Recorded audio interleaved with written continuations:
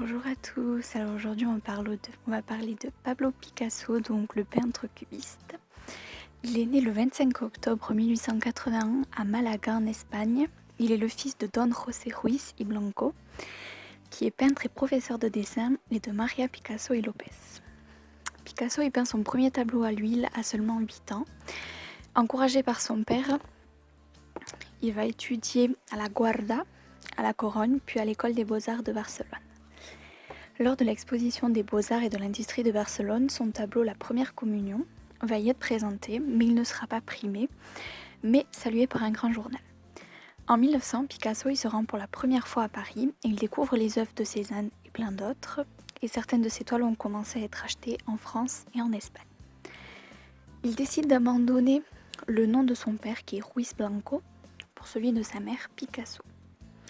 Son ami Casagemas, il se suicide en 1901 et ça touche énormément Picasso. Donc à partir de cette période-là qu'on va appeler la période bleue, donc de 1901 à 1903, il va créer beaucoup d'autoportraits où le bleu va dominer tous ses tableaux.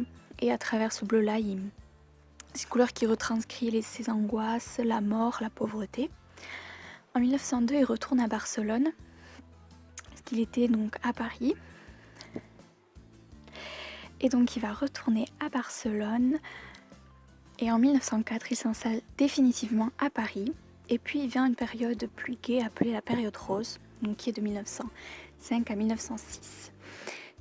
Pablo va commencer à s'intéresser à tout ce qui est au monde du cirque, donc il va commencer à peindre des jongleurs, des arlequins. En 1906, Pablo il commence à peindre des toiles plus géométriques. Et il aura fait à peu près plus de 30 000 œuvres. Il bouleverse l'art moderne et avec Georges Braque, ils font donner naissance au cubisme. Les Demoiselles d'Avignon, qui est un des tableaux les plus célèbres de Pablo Picasso, est la première œuvre significative de ce mouvement qui est le cubisme. Il abandonnera ce mouvement-là en 1915 et il revient vers le classicisme. Et c'est là où il rencontre Olga Koklova, qui est une danseuse ballerine. Elle va l'épouser et elle va lui donner un fils. En 1937, en pleine guerre civile espagnole, Pablo il va être très touché par le bombardement de la ville de Guernica. Et à travers ce tableau, il va exprimer toute sa colère et sa révolte. Ce sera le premier engagement politique de Pablo Picasso. Il va écrire une pièce de théâtre en 1941 qui se nomme Le désir attrapé par la queue.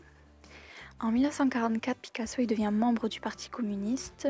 Et à la mort d'Olga, il va épouser Jacqueline Roch et ils partent s'installer à Mougins en 1961, donc qui est une commune française, Mougins. Il meurt le 8 avril 1973 à l'âge de 91 ans à la suite d'une embolie pulmonaire et c'est vraiment quelqu'un qui est considéré comme un génie de l'art.